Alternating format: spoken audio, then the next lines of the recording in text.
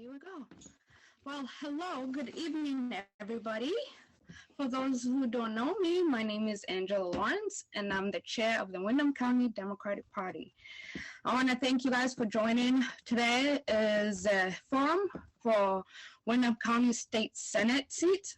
There are three wonderful candidates, and I hope you give them the time and give them the respect to be able to answer every question and be able to talk without being interrupted. So make sure if you're not talking, you are muted. And I appreciate you guys joining, and good luck to all the candidates. And I'll hand it over to Will. Will, go ahead. Hello, welcome to our candidates forum tonight. I am William Crowther, and I'm your moderator for this evening. I'd like to introduce the candidates and go over the guidelines for this forum. There are three Democratic state candidates running for the two open Senate seats for Windham County in the August 9th primary. The candidates are Wichie Artu, Wendy Harrison, and Nader Hashim. Each candidate will be given 3 minutes for their opening statement. All candidates will be asked the same question and have the same time to answer. Each candidate will have 2 minutes to respond.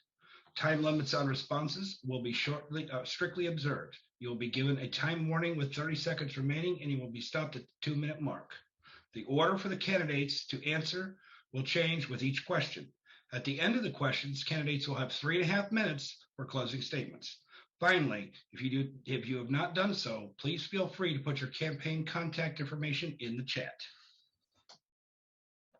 We will now begin with the opening statements. A reminder that you have 3 minutes for your opening. You'll be given a time warning at the 1-minute mark. Wichie, we will begin with you. Hi, good evening. My name is Wichie Artu, pronouns he, him, his. I am a queer Puerto Rican Vermonter living in Athens. For those of you who don't know, Athens is between Townsend and Grafton in Windham County. And I want to talk a little bit, when I want to introduce myself, I want to be a little bit vulnerable with y'all.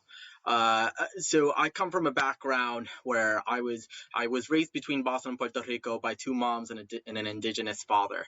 And in addition to learning English as a second language, I faced a lot of challenges. I've been homeless, I've been institutionalized, and throughout all of these times, the thing that really was able to bring me above these challenges was community. And it was community providing programs, providing mentorship, providing food when my fridge was empty.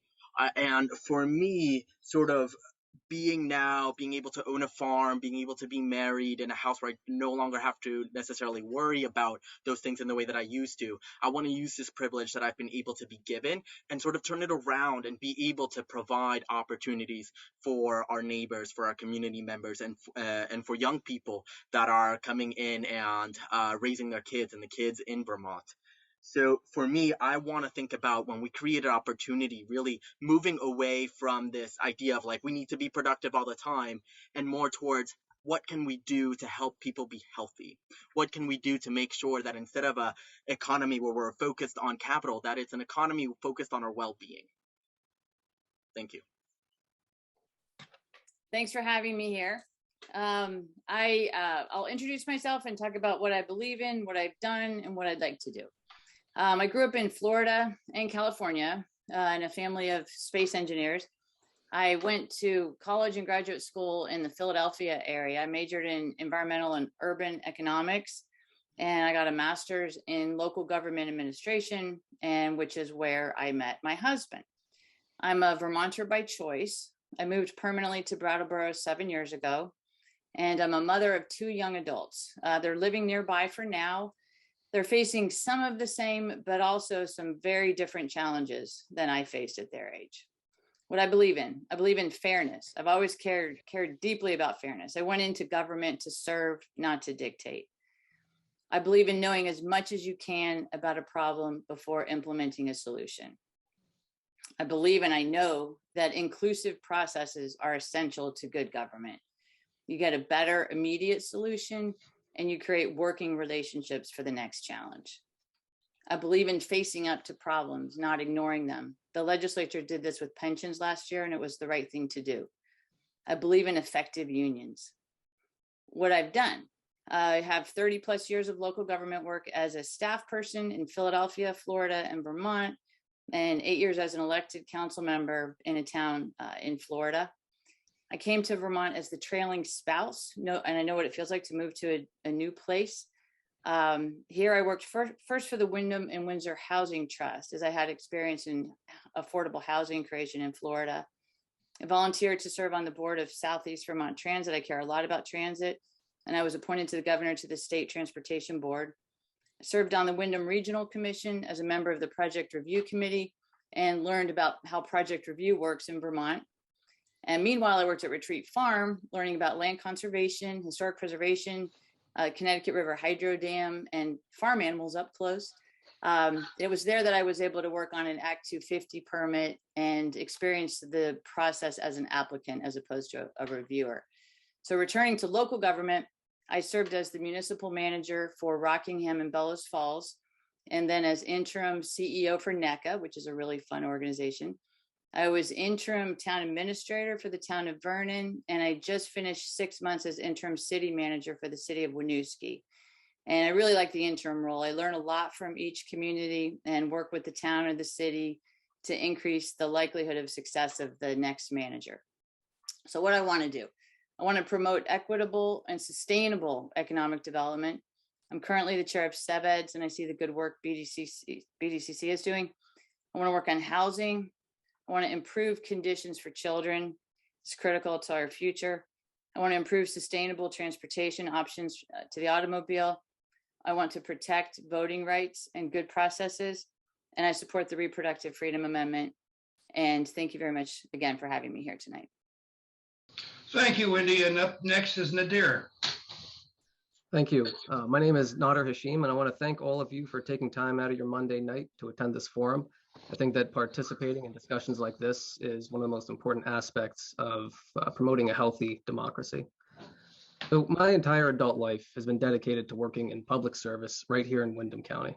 After graduating from Clark University with a degree in political science in 2011, I began serving as a Vermont State Trooper in the Brattleboro and Westminster Barracks.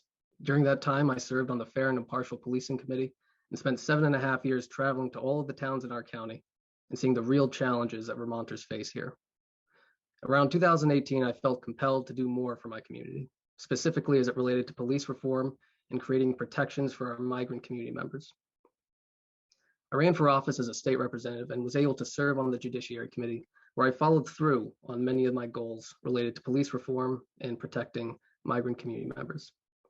During my time in the State House, I supported legislation to raise the minimum wage, create paid family leave, protect access to reproductive health care and abortion, create common sense gun laws, protect victims of domestic violence, and address the opioid crisis. I'm now running for state senate because I see that we are losing two very effective leaders, and I know that I bring the proven experience and track record that is needed to create positive and progressive change for our community. During my campaign for state senate, I've heard from Windham County voters that the most pressing issue right now is housing. This includes single-family homes, apartment buildings, and transitional housing. And additionally, I recognize the urgent need to invest in workforce development, especially for people in the trades, nurses, childcare providers, and teachers. And of course, climate change is perhaps the greatest existential threat that we face. Here in Vermont, we've already seen and will continue to see climate refugees as climate-related catastrophes increase in frequency and intensity. And while I intend to do the work to reduce our carbon footprint by building out more EV infrastructure, providing more incentives, and building out more public transportation, we must also improve our climate resiliency for the future. My hope is to bring my experiences as a former trooper and a former state representative back to the State House so that I can efficiently create and support good legislation that will directly support growth, vibrancy, and safety here in Windham County. Thank you. Thank you very much. At this time, I'd like to start with the questions. So we're going to start with Wendy. Here's your question. How will you use your elected position as a senator to advance justice, equity, and inclusion in Vermont and within the communities you serve? What I've done in the past to promote equity, inclusion, I've worked for years to make sure that government is fair. When I was in Florida, I supported an organization that helped Guatemalan immigrants be treated fairly in town. It was quite controversial. It was the El Sol Resource Center. And that was, it had a lot of opposition, but I believed in their work and supported them. When I was the village manager of the village of Bellows Falls, we were in a position to hire a new police chief. And I made sure that there were representatives of marginalized communities and communities that had typically had problems with the police department on that search committee. And that was very successful. And I believe it led not only to the choice of a good chief, but also now the chief and the community know of the importance of getting all of those voices heard. I learned a lot in Winooski. They're doing a lot of good work. They are, you're probably aware that Winooski and Montpelier are the two communities in Vermont that changed their charter to allow non-citizen residents to vote in local elections. I worked to implement that while I was there, and that was really exciting because we reached out directly to the residents. And again, there was some controversy, but that community was very much in favor of that work. So I'll continue to reach out. What's important is to meet people where they are, not to just put out a notice or put out an email and expect them to attend a meeting. You really need to physically go where people are on their schedules, because many times the folks who most need to be included are very busy, multiple jobs, they have family, the families that they need to attend to. So it's really important to meet them physically. And I'm sorry, you finish your sentence. Yeah, the only other thing I would say is when there's a language barrier, it's really important to plan for that also. Thank you.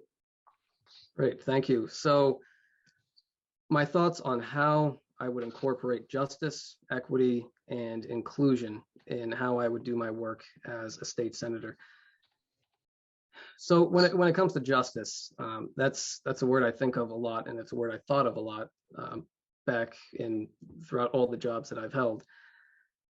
When it comes to justice, what I've done in the past is supported legislation that created more geographic equity and access to our court system, and also supported additional funding for our Defender General's office.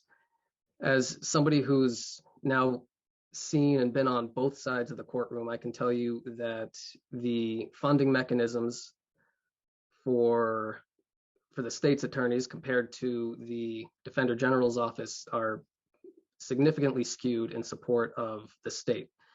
I believe that if justice is going to be fair and balanced, both sides also need to be equally funded.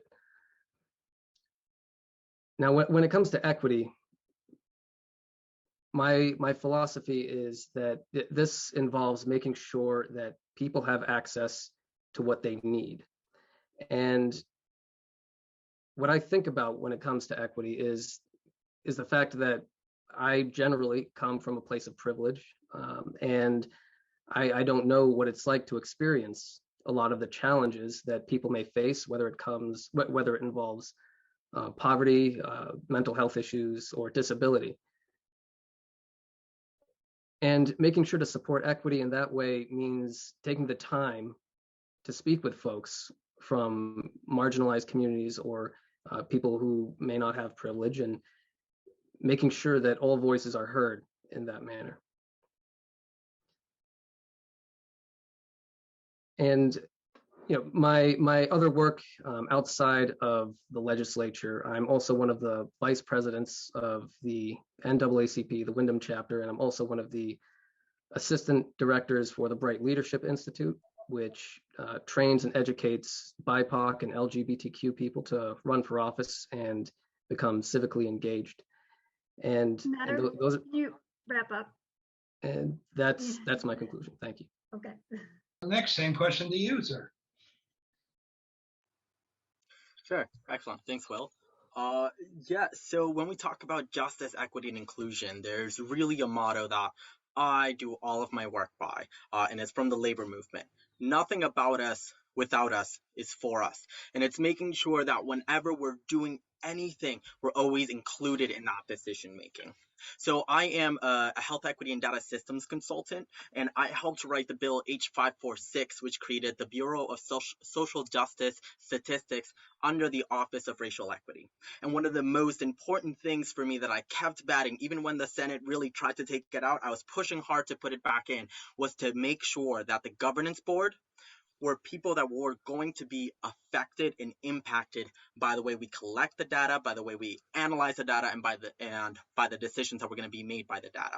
In this particular scope, it was about criminal justice. So it was important to me that when we talk about that governance board, there were victims of crime, there were people with substance use disorder, there were people who have criminal records, really dictating how that data, how their data is used and analyzed.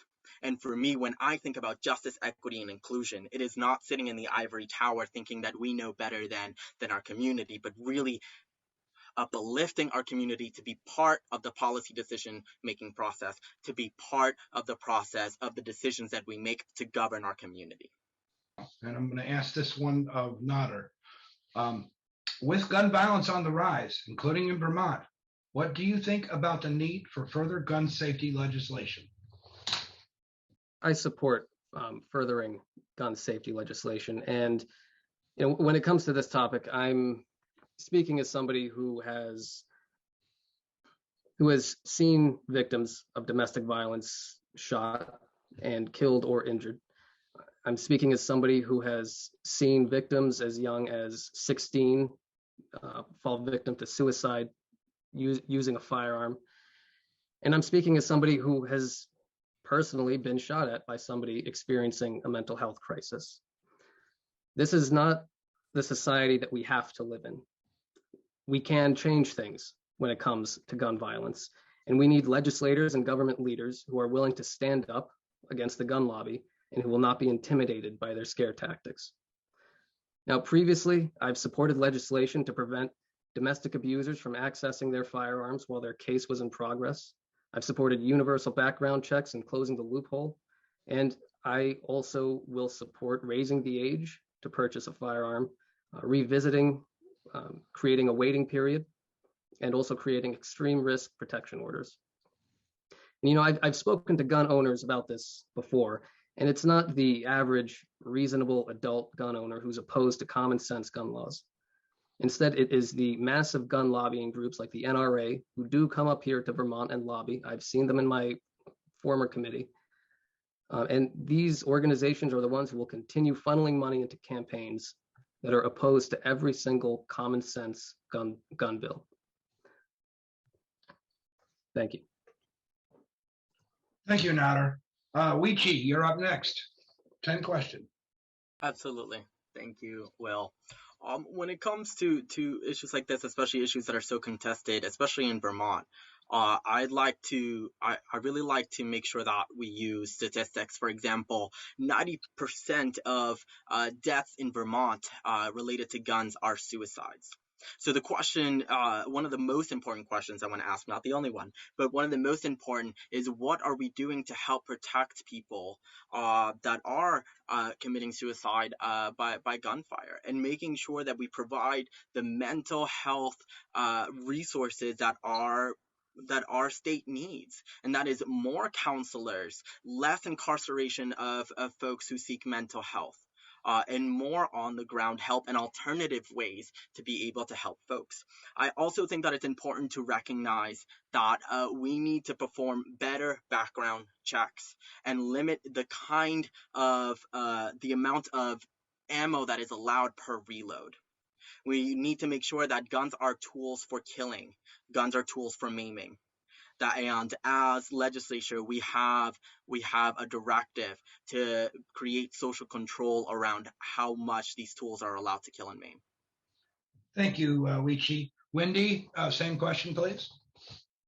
I think Vermont needs to both set a good example for the rest of the country and make things safer for our own residents, especially children. Most of the population does want universal background checks, which I support.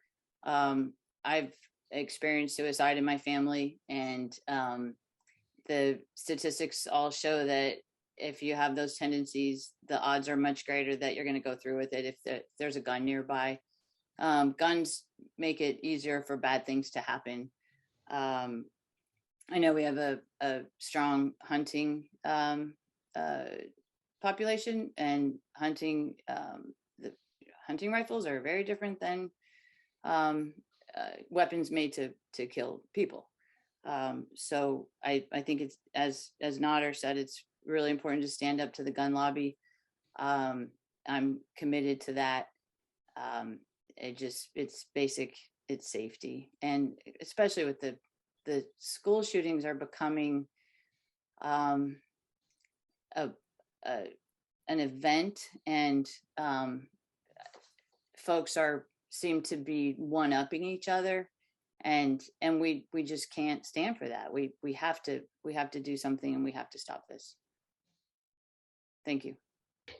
All right, I'm going to jump right to the third question, everyone. Housing is an important issue for Windham County, as well as the state and the nation. What ideas do you have to address the housing shortage in Windham County?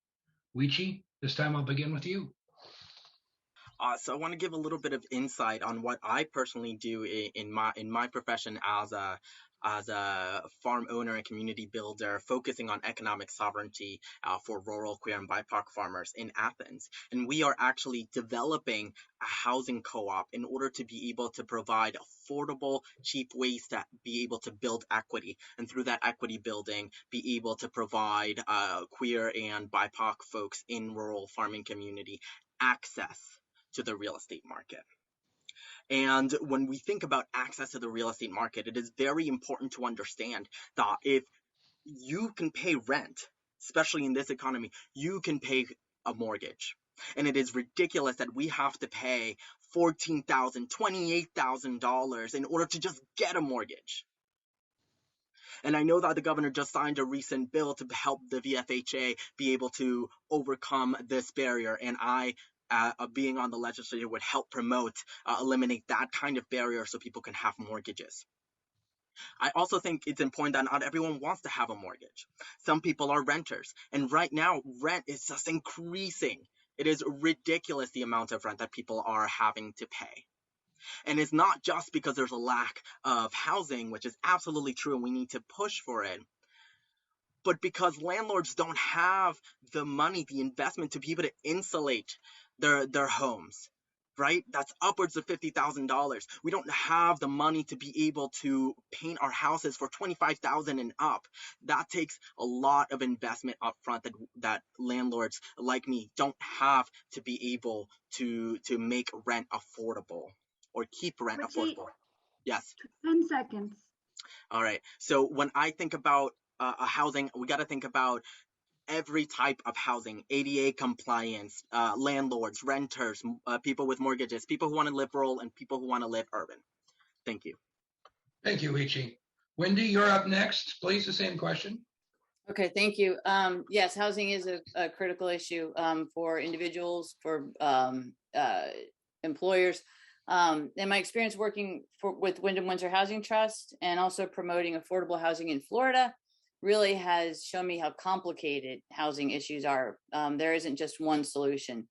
What I see is happening now in Vermont, there's many different factors. Small family size is a factor. A lack of new builds is a factor. Zoning codes in some cases need to be changed. Lack of maintenance. We have quite a number of buildings that have not been taken care of. Seasonal rentals are an issue, part-time residents, new residents. And I think when you look at public solutions using public money, it's important where that public money be spent where it can have the greatest impact. And I do support investments in both the public and the private sector. The state recently, a couple of years ago, started providing funding for landlords to invest in units that weren't up to code. And I think that's a great idea because there's a clear public benefit. You just got to make sure that there is a clear public benefit when you support private projects. I think one thing I learned in Winooski and Bellows Falls actually is that regular inspections of rental properties is really important. Winooski has a very effective program. It does require investment in personnel. It does cost money. It costs money up front to pay for the inspections, but it saves in the long run. It saves not only in money, but in safety. It prevents fires. It prevents other emergencies related to safety. There are a lot of accidents in rental properties because of the conditions of the property, as well as unsafe conditions like lead. And then just one other thing, communication between landlords and tenants is critical to solving the problem. Thank you. Thank you, Wendy. Nader, you're up next, please. Same question. Thank you. So I believe that here in America, the most powerful and richest country in the world, there should not be a single person struggling with homelessness or housing insecurity. And I don't mean that as an exaggeration or hyperbole. There should be zero homeless people in this country. Now, Vermont is in a unique position right now to build out essential infrastructural needs, and housing is certainly included in that category.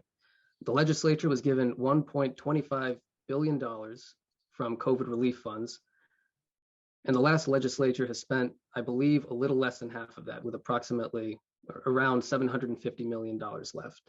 This next session, legislators will have until the end of 2024 to designate those funds. Now, I would advocate that we spend part of these funds on building out different types of housing for people in different financial and economic situations. And this housing needs to not just be safe and affordable after it's built, it needs to remain that way for years down the road. And I also believe that our leaders should be able and willing to work with other local organizations such as Groundworks and the Windham and Windsor Housing Trust, because I believe that there's a lot of wonderful talent and knowledge when it comes to building and providing housing infrastructure in our county. I also believe, I also believe that the next legislature needs to revisit Act 250. It seems that every single legislature revisits Act 250, and it's likely going to happen again next year. But right now, it takes, on average, 16 months to 2 years for a developer to develop multiple housing units or apartment buildings. And I think that we need to work on developing an expedited process while also making sure that we take the steps to preserve our green spaces and continue that process in an environmentally friendly way. Thank you. Thank you, Nader. Well, we're running a little bit ahead of schedule, so I'm going to go with a couple of backup questions here for you guys. And I will start with Wendy on this one. We all know that childcare impacts our health and our economy. As a senator, how would you address childcare needs and access in Windham County? Thank you. No, childcare is critical. The legislature actually made some good progress in the last session, and I would continue that. The Let's Grow Kids has a good set of priorities, and I think those are important.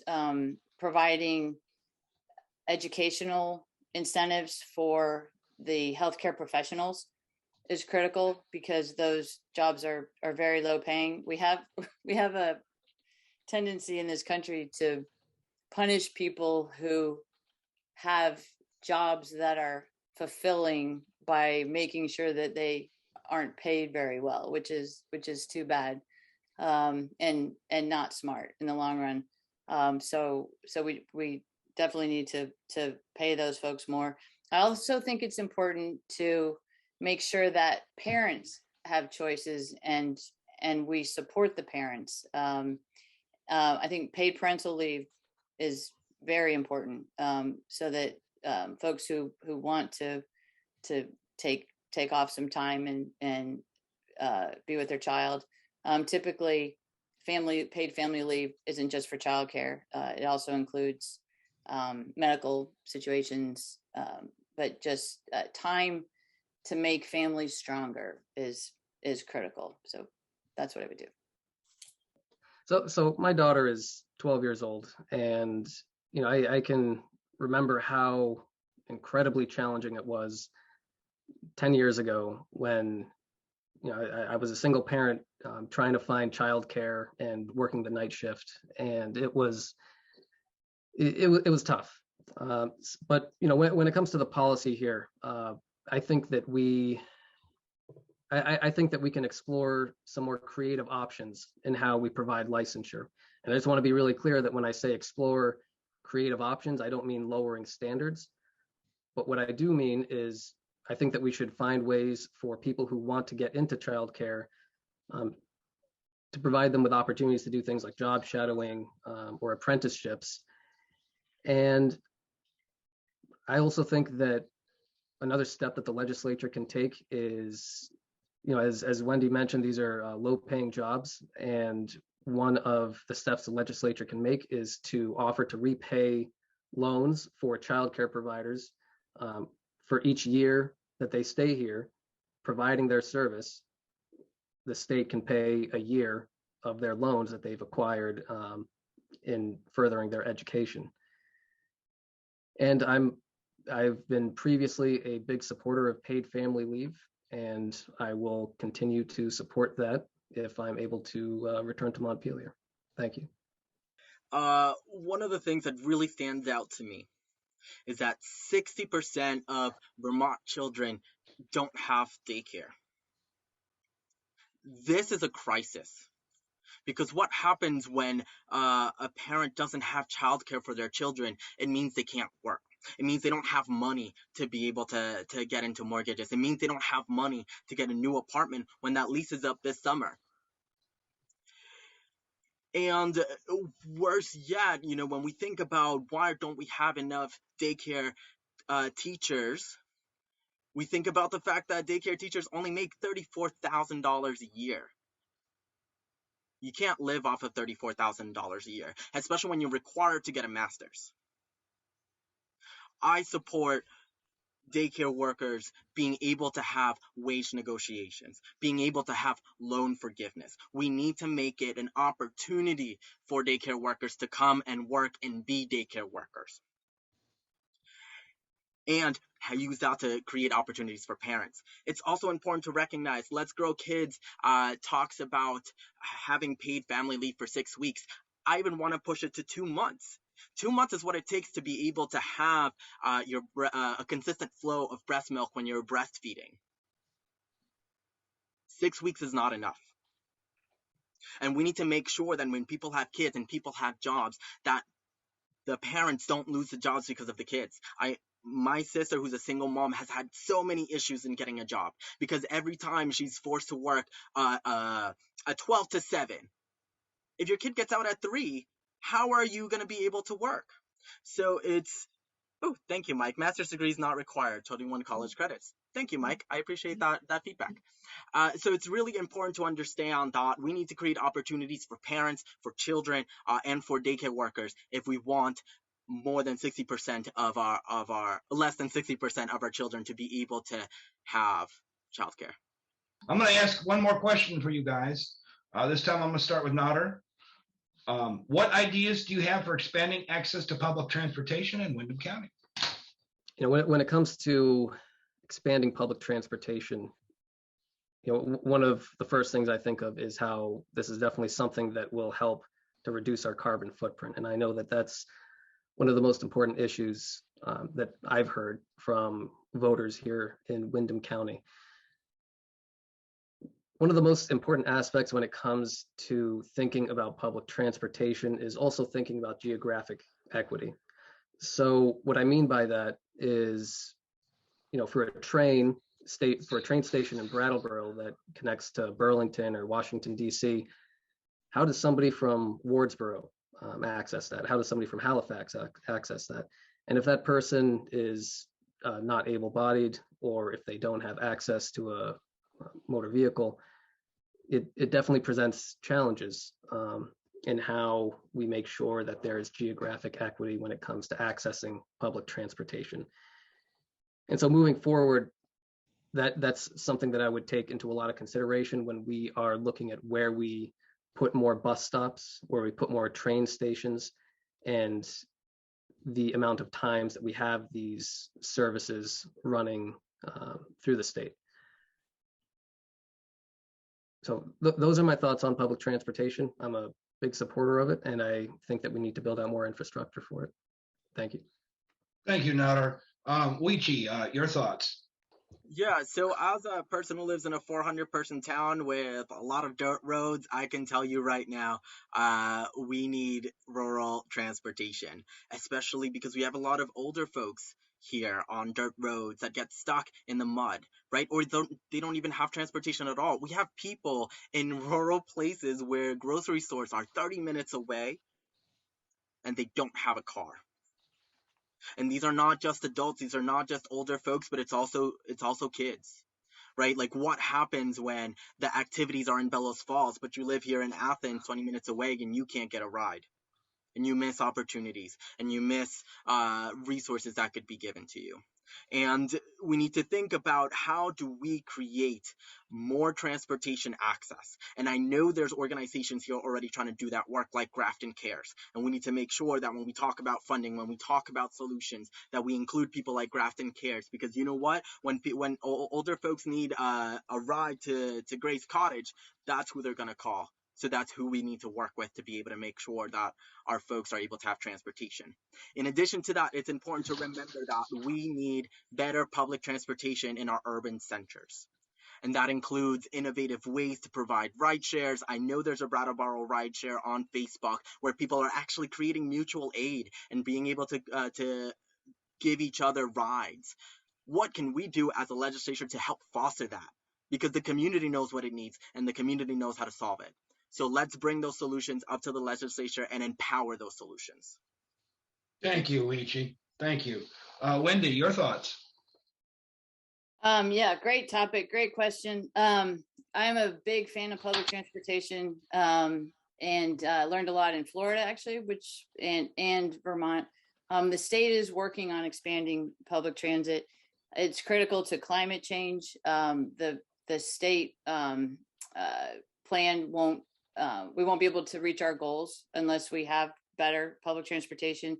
It provides folks access to work, access to housing, so it can actually make houses less expensive if you have one car instead of two cars, access to school and training.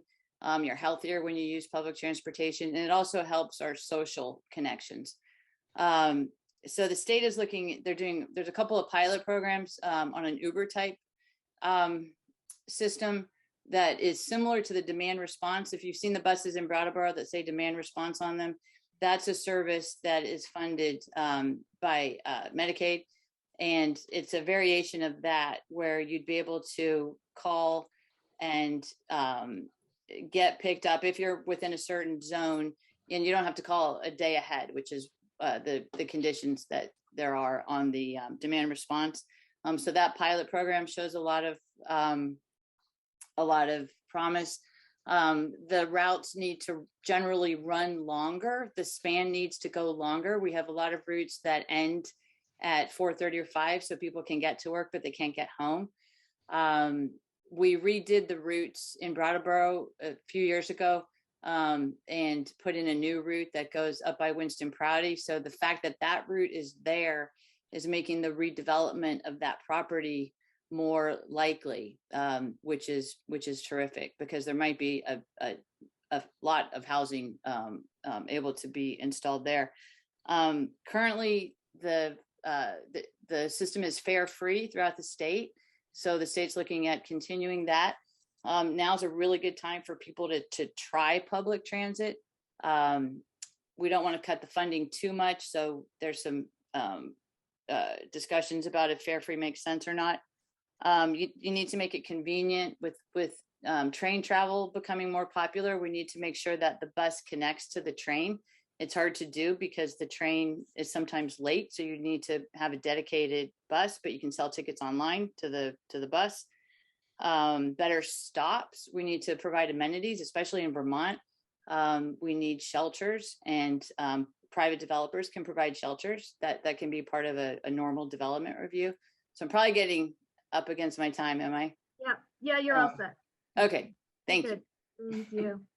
Thank you, Wendy. Thank you so much. At this time, before we start the closing candidate statements, I would like to thank all of you for coming out tonight. I'd like to thank the candidates for taking their time to come speak before us. I mean, I think I've learned a lot about all three of them now, and I'm very happy that I've gotten that opportunity. So at this point, I think we will move on to the closing statements. A reminder that you have 3.5 minutes for each of your closings. You'll be given a time warning at the 1-minute mark. So if we're ready, I'm going to start with Nader. Thank you. So I want to thank all of you again for participating, and also want to thank the committee for putting this together. And I want to share one thing I've learned over the years when it comes to working in the legislature and in our communities. And it's the fact that no single person has all the answers. Legislating is a collaborative process. This includes having the ability to reach across the aisle, work with legislators in different chambers and committees, network with experts and stakeholders, and perform research on a topic with people who would be directly affected by your actions. And I'm very comfortable with being able to say to all of you, the voters of Windham County, that while I may not have all the answers, I will always and forever be willing to work with you, learn with you, and make sure that your voice is heard in Montpelier.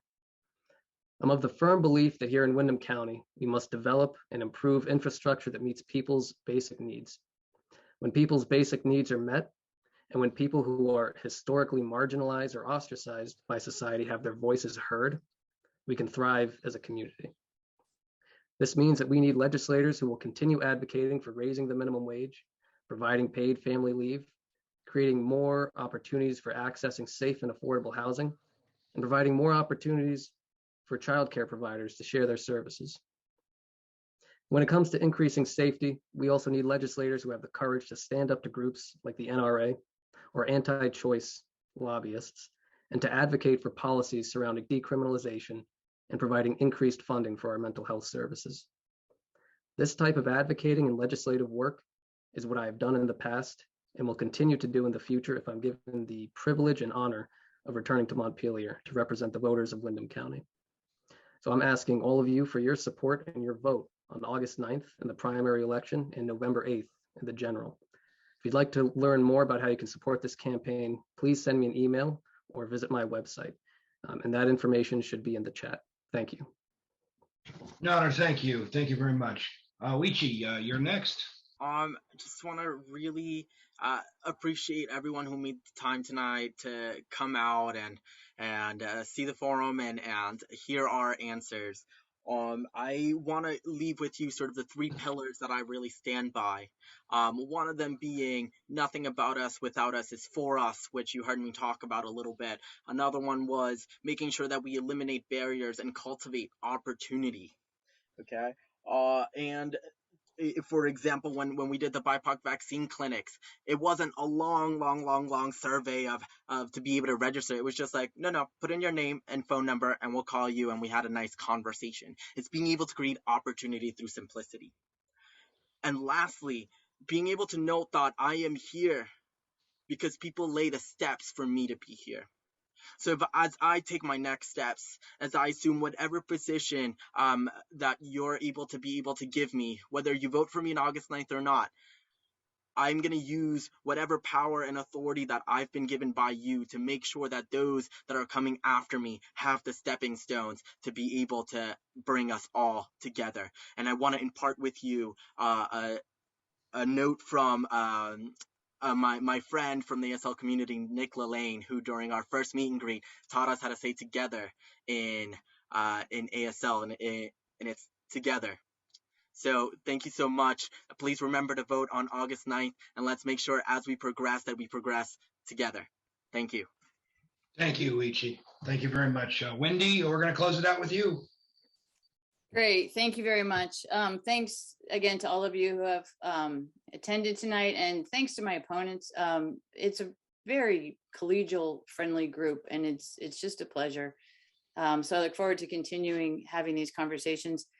I want to give back to Vermont. I sincerely love living here. When I first moved here, I thought I should use different money. It was just so different from other places that I had lived. It's just a pleasure. I want to, and obviously it's not perfect. There are things we need to work on. And I think I have the energy and experience to work on those things, to address housing, promote good economic development, like the Welcoming Communities Challenge. We didn't talk about that. And I very much want to hear from residents, because so many times I've found that folks are just putting up with something and don't know how to solve the problem. And I like to solve problems. So I just want to hear from folks. Even if the state can't solve it, we can at least know about it and be prepared to address the problem in the future. But I really, really want to hear from residents. So I'm going to be out there just listening, because I want to know what your concerns are. And just finally, I want to protect democracy. I was just so proud of town clerks, especially in 2020. There was a lot of pressure, and we have some fundamental issues in this country that we really need to address, and we can only do that together. And I just want to support the town clerks, support our democratic structure, because this is a place where Vermont can make itself strong and serve as a source of inspiration for others. So thank you very much for having me. Wendy, thank you. And at this time, I would like to give one last thanks to all the candidates that came out here tonight. And at this point, I will hand this back to Angela. Hi, thank you. Oh my goodness, that was awesome. Thank you everybody for joining us. It's gonna be tough. It was great answers. But make sure you guys vote for who you guys think is the best. August 9th, again, this was very amazing. I want to thank Wendy. Thank you for joining us, Wendy. Thank you, Nader. Thank you, Wichie. Thank you, Willie, for moderating this. Thank you, Laura, for keeping up the time. That was awesome. Thank you, Bob, for doing this amazing job. Thank you, Deb. Nancy, I hope your fingers are okay, but I'll hope to see those notes because I know they're amazing. Thank you everybody for joining. You guys have a good, happy Father's Day. You guys enjoy Juneteenth. Making sure you guys enjoy your Independence Day. You guys be safe out there, stay healthy. And the next meeting will be July 11th.